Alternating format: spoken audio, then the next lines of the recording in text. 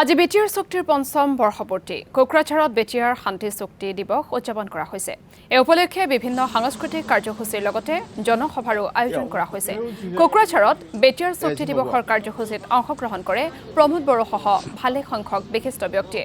এই কাৰ্যসূচীৰ লগত সংগতি ৰাখি কোকৰাঝাৰ চহৰত এক বাইক ৰেলীও উলিয়াই UPPL আৰু এপছো নেতৃবৰ্গই। 40 বছৰ মানৰ পিছত প্ৰথমবাৰ 5 বছৰ একেলগে শান্তি এটা অঞ্চলত আজি আমি দেখিবলৈ পাইছোঁ। শান্তি অহাৰ লগে লগে সকলো জাতি জনগোষ্ঠীয়ে আজি মুকলি মনেৰে কাম কৰিব পাৰিছে। গণতান্ত্ৰিক যিটো বাতাবৰণ সেইটো আজি পুনৰ এটা সকলো পাবলৈ সক্ষম হৈছে। এটা শক্তিশালী গণতান্ত্ৰিক এটা পৰিৱেশ বিটিয়াৰ অঞ্চলতো নিৰ্মাণ হৈছে।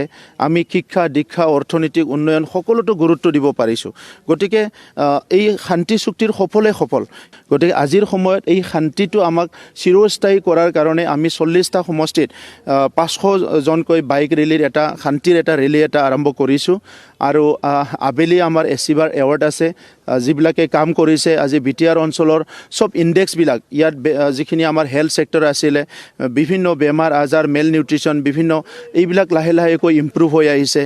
শিক্ষাত বহুতে কাম কৰিছে, তেখেতসকলক আমি এৱাৰ্ড দিব বিচাৰিছোঁ। সকলো যিসকলে গভৰ্ণমেণ্ট আৰু চৰকাৰী আৰু বেচৰকাৰী যিসকলে কাম কৰি আহিছে আমি সকলোকে আজি এচিবাৰ এৱাৰ্ড দিম।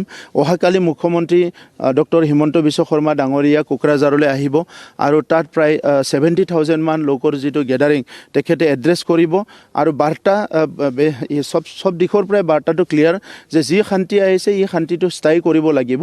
আৰু তেতিয়াহে আমি ভাৰতবৰ্ষৰ প্ৰধানমন্ত্ৰী ডাঙৰীয়াই যিটো বিকশিত দেশ গঢ়াৰ যিটো এটা সপোন ৰচিছে তেখেতে যিটো লৈ পেলাই আজি সমগ্ৰ ভাৰতত কাম কৰি আছে যে বিকশিত ভাৰতত বিটিয়াৰ অঞ্চল সজত সজ মিলাই যাবৰ কাৰণে এই শান্তিটো আমি চিৰস্থায়ী কৰি ৰাখিব লাগিব।